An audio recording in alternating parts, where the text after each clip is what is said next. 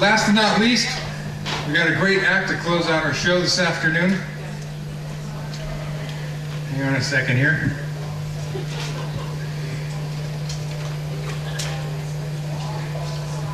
Our next guest has seen a lot of country through a cow pony's ears. He's cowboyed in Arizona, New Mexico, Idaho, Oregon, and Nevada, and written cowboy poetry for over 40 years. I found out from Mike Beck today that he also used to be a rodeo clown. He talks about writing poetry behind the chutes. I've been a fan of his since 1988 when I first started going to Elko, and I'm proud to call him a friend. He's one of the great gentlemen in all of cowboy poetry. From Spring Creek, Nevada, please welcome Bimbo Cheney.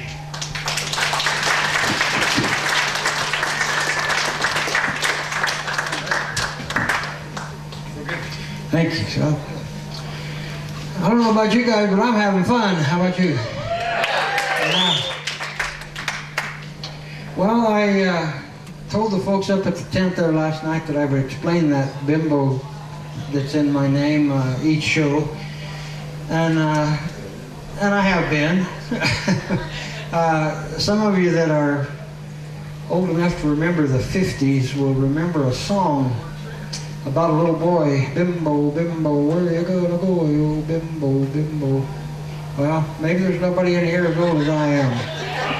But anyway, a fellow named Rod Morris, a Texas songwriter, wrote that, and he was in the habit of selling songs to people like Patsy Cline and Farron Young, and oh golly, I don't know, Ray Price, people like that. Well, he pitched this to Jim Reeves. Jim Reeves, if you're familiar with his name, was trying to get one more song for his Mexican Joe album. It was an album of songs about little kids. Penny Candy was on there, and Mexican Joe. So he bought that inevitable final song that he needed to fill the album, and it went all the way to #1 on the country music charts.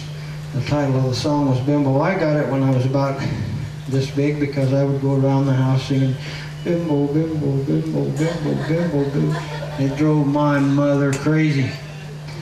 So, but I don't think Mom hung it on me. Aunt Hazel or Aunt Edith, my dad's sisters, were the first ones to decide I should be called Bimbo. And then, as you mentioned, I fought bulls for 7 years, so it was a good name for a rodeo clown too. So everybody that knew me in my adult life knew me as Bimbo. So all my friends, both my friends, call me Bimbo. So you guys can too. If you're uncomfortable with it, Walter James Cheney II is my name. I wasn't really sure. Do you folks mind if I said? No. Sometimes it's not thought of as very professional, but I like to be out close where I can see the people that are listening to me. It kind of gives me an idea of what they like. I'm going to start with anybody in this room besides me that's ever had a dating-age daughter? Well, you know what kind of guys, these girls, that you raised to the best of your ability can bring home. And often, even if they're not bad guys, you can find something wrong with them because they're just not right for your girl. A while back, my daughter said she'd met this guy in town who had asked her out and had stolen her heart and turned her life around. She said, "Dad, I know you like it. At least I hope you do. Because come to think about it, he reminds me lots of you." Well, a few weeks passed, then a few months, and I still hadn't met this guy, so I said I'd like to meet him if she'd like to ask him by. Her face lit up. She hugged my neck, and when she had settled down, she said he'll come to Sunday supper, this guy she'd met in town. Now, I wasn't going to like this guy, and there wasn't nothing she could do, because just before she left, she said, "He sets a bronc like you." Yeah. Well, a year has gone by, and he has got pretty regular around our place. If he ain't at some rodeo, we'll sure enough see his face. Wednesday night, I got a call. I guess it was about sundown, and it was him, and he was wondering if I'd meet him there in town. He said he'd like to ask me something, and he'd like to see me man to man. So I loaded up and went on in where I meant to take a stand. He met me at the station where I was gassing up my truck, and then he stood there towing gravel till I asked him what was up. He grinned and turned a little red while still he towed the ground. This guy who had stolen my daughter's heart and makes his home in town. Then he said he loved my daughter, was asking for her hand, said he hadn't much to offer, but if things went like he planned, soon he'd have a quarter section. He already had 10 mares. Said he'd have to fix the house up, but he had some hay on shares. Well, I stopped him in mid-sentence, held my hand up for him to be still. I had sworn I wouldn't like this guy, but I did, against my will.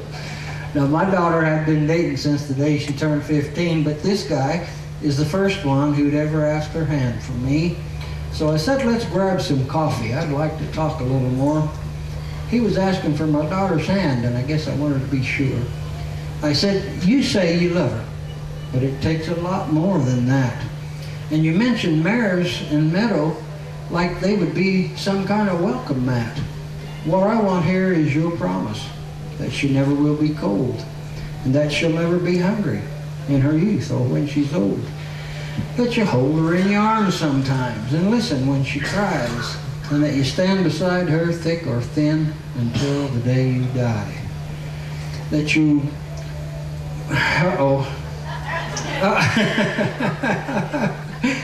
Oh my goodness. I swore I wasn't going to do this. That you'll always be there for her, and to her judgment you will pay heed. And if you can promise this, son, that's all I need. He gave to me that promise. Standing up, we both shook hands. Then I began to grinning.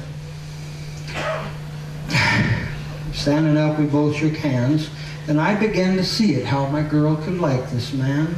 He was young and strong and willing, and he would not be held down by the trials placed before him, even if he was from town. I guess he must have told her, Thirsty, because at supper she told me that she had never been so happy, and that sure was plain to see. So I guess she'll be going, leaving her home here on the range, and I'd better get used to it, because June 8th, her name will change. To tell you the truth, I'll probably like him now that times are winding down, because she's right. He kind of like me, this guy that lives in town. Thank you. Thank you. I always have to let one of them butt me off first before I get the rest of them wrote. I promised to do some more rodeo stuff, but I wrote a poem about a fella way back, golly, 25, longer than that, because he was one of the very first poets at the very first Elko gathering. Thank you. And actually, I met him prior to that. There was an art teacher there in town that put poetry gatherings together before the Elko gathering came to be.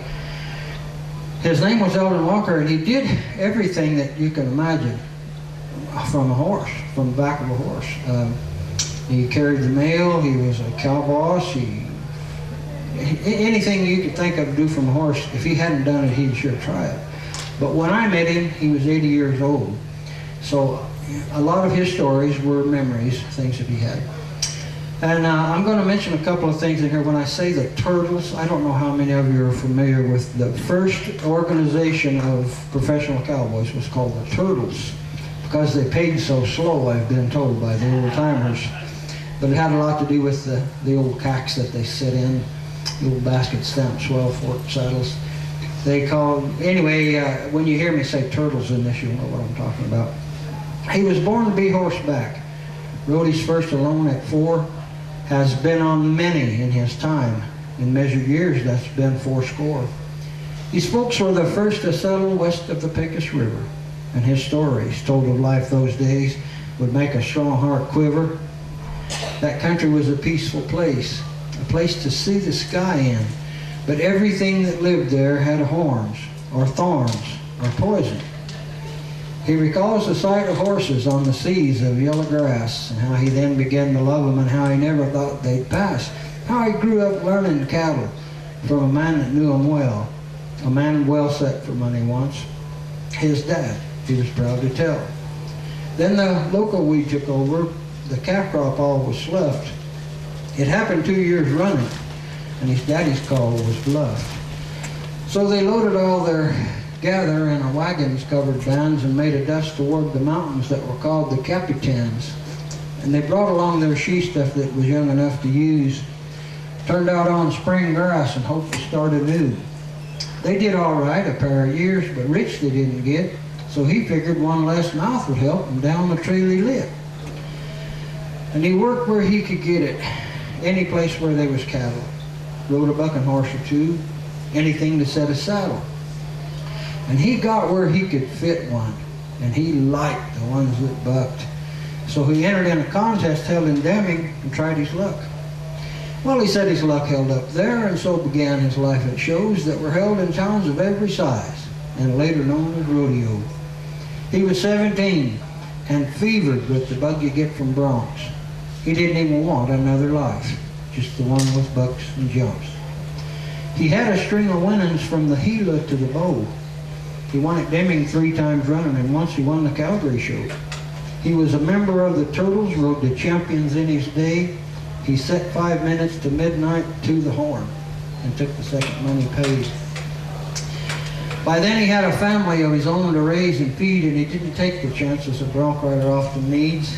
Again, he worked for wages tending other people's cows, but he said he kind of liked it and he got a little know-how.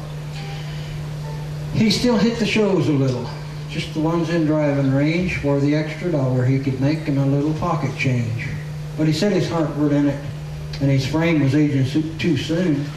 So in Elko, he piled up his cash and he bought him a small saloon. And he catered it to cowboys. There was lots of them around. Poured the straight a shot of whiskey you could buy in that whole town. Said he then became a citizen, a businessman, you see. But the cowboys drifting through his place put wings upon his feet. Again, he worked for wages. He set a saddle every day.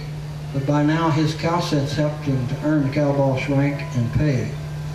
He worked the cows for O'Neill's on the Barb 2 north of there, and he ran the gamble outfit for Jimmy Stewart several years.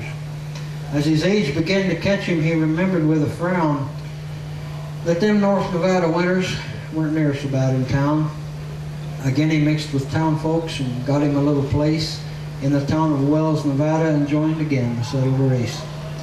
I don't know how many hours I have sat beside his fire, but I could listen to him for 20 years and never would I tire. We have talked of states and ranches, of broncs and riding men, of rivers and of mountains and of enemies and friends.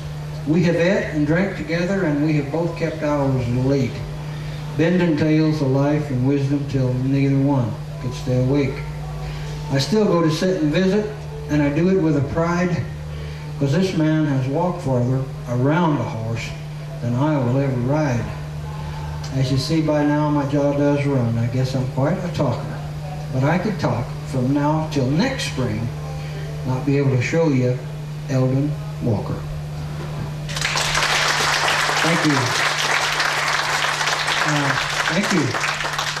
In 1964, Eldon rode right down this street, packing the mail in a reenactment to keep alive the Pony Express.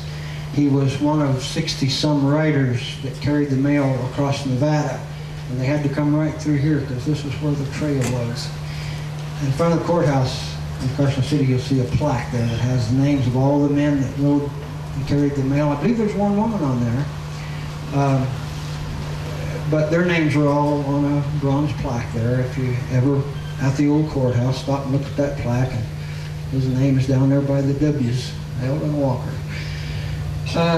That poem was also the reason why the Western Horseman magazine interviewed me for the first time. I've had a couple of articles with the Western Horseman, and they were the first. That poem got me into that. Well, my intros, my talking's getting. You would think I had a new guitar, Mike. Oh, he's gone. You would think no, he's back there. You would think I had to explain to these people my new guitar. If I could play one, I would have a good one like that. But I'll do a couple of rodeo poems. You mentioned Ramblin' Jack earlier. I had a visit with him a little while today too, and he reminded me of a poem that was the reason why he and I met. I did this poem in Elko. He heard it and come up, shook my hand, introduced himself. Otherwise, we probably wouldn't have met. It's called Thanks. The man behind the painted face isn't always what he seems. So he's funny in his baggy clothes, but his sense is all keen. He runs around and tells the crowd some often corny jokes. But if it weren't for guys like him, there'd be some sad cowpokes. With grease paint, ropes, and overalls, he's quite a sight to see. Out there saving lives and broken bones of the guys who live like me. Most times he doesn't grumble or tell you what he thinks, but you seldom hear a cowboy give this man a word of thanks. All of us are thankful, and we tell each other so. The one that we should really tell may never get to know. He may just walk up to you and rope your feet for fun. May just walk up to you, simply point at you and run. He'll shout at the announcers trying to make a fool of them. Sometimes he'll take you from the crowd so you can show off him. But you see him standing out there and you wonder to yourself where you would be if it wasn't for him, when only he can help. It seems when all your hope is gone, about the time your hand hangs up, he's standing there to help you out. Sometimes it seems like luck. Well, luck is sure a part of it, but it's talent, friends, and skill. It's thinking straight and it's acting fast, and it takes a lot of will. For him it means some broken bones, fractures and knots and skins.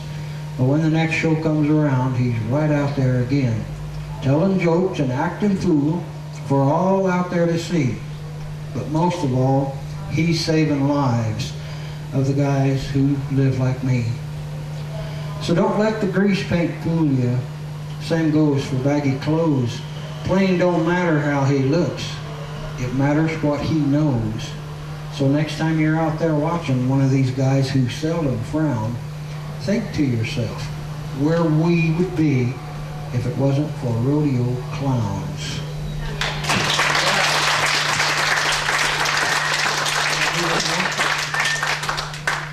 I'll have to have really short. Maybe I'll do this is if I have a signature poem, this is my signature poem. It's on the CD if you happen to like this. And it's been really good to me. I've been asked all over, every place I appear, it seems like this has either been heard or they've heard of it. I've told it from Disneyland to Missouri and from southern Arizona to Montana. It's been really good to me, and I can't even take credit for it. It's something that came to me in a dream, reoccurring dream. I had this dream several times. And I was going across the Salt Flats, Dorsey Munson and I and, Tom Baker. It was 3 or 4 of us going to a gathering, a benefit at Fort Bridger. And I mentioned to these guys that were in the truck with me that I'd have that dadgum dream again. Well, I looked over there, and here was, I think it might have been Curly Syndergaard. But anyway, I looked, I'm driving. I look over here, and here's this guy riding. I whipped that truck over to the side and said, you get over here and drive. I sat down and wrote that in about 30 miles. And the way he drove, that's about 18 minutes. So, but anyway, this is Quaky Braille. Those of you who are mountain climbers or if you're familiar with the high country, you're familiar with the Quaky tree. They have a real soft skin. And when any blemish or mark is put on that tree, you can touch it with your hand and read it. So, did you ever get that feeling like you were in a special place where not too many folks have been and where the spirits touched your face? You feel that there's a reason, but you can't quite pin it down, that you were picked to be there when there was no one else around? I don't know why I was chosen, but that happened once to me when I was riding in the mountains, weaving through the Quaky trees. We had some steers on forest permit and the leash was running short.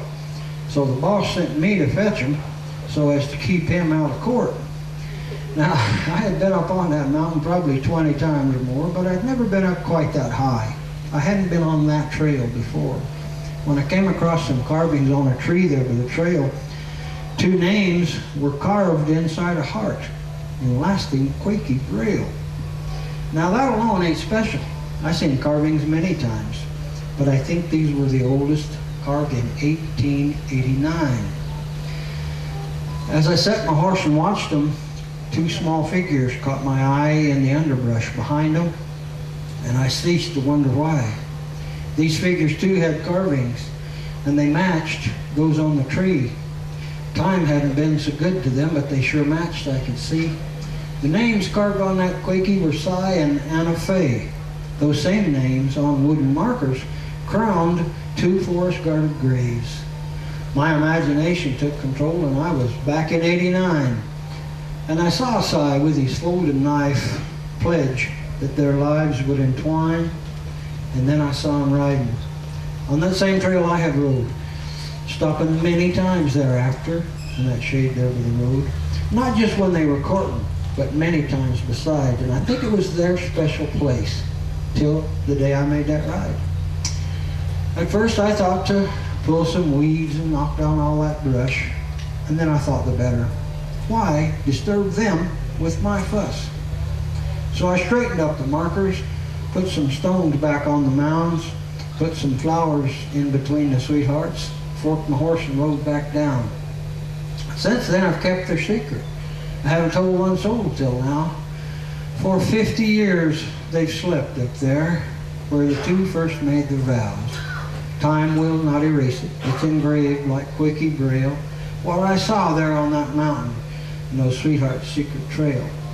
I suppose in time they'll vanish, the marks on those boards in the tree. But never will they vanish from this cowboy's memory. So I wrote it down on paper, hoping these words would last, could then preserve their story that I tell here from the past. I hope you folks will tell your children. They will then tell theirs about that heart that's carved on that Quakey and those folks that are resting up there. And maybe when you're asked what love is by a youngster at your knee, you will tell them of that special place that once was shared with me. Thank you. Thank you, folks. I can tell a real short one, right? Okay. Some of you that saw the earlier show, thank you. Some of you that saw the earlier show probably already heard this, but I'm going to tell it because it's the only thing that I have that I think will fit right in here. I went to Jerome, Idaho, I don't know, 10 years ago and did a PRCA show. I was a performer there for the PRCA show. And towards the end of the show, there were other acts in the show too, and one of them was the McCall family. There's like 3 generations of the family that all tell poetry. And so towards the end of the show, there were only, like now, there was only 4 or 5 minutes. And so the MC come around and said, does anybody have a short piece that they can do? We'll try to get everybody up one more time. And Big Mouth Bimbo put his hand up. Yeah, I got one. I got the shortest cowboy poem ever written. So I went up there and took the mic and I said, roses are red and violets are blue and horses that don't buck get turned into glue.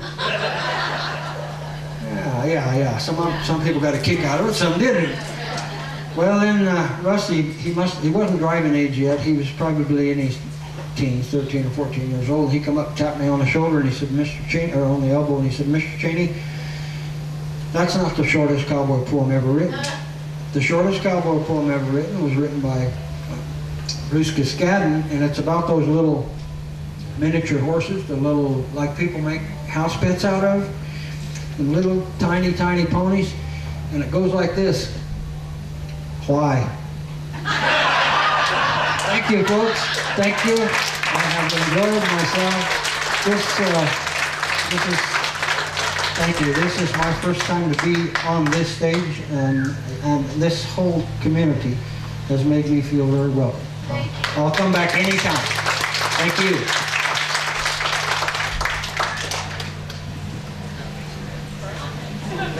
The great gentleman poet from Spring Creek, Bimbo Cheney.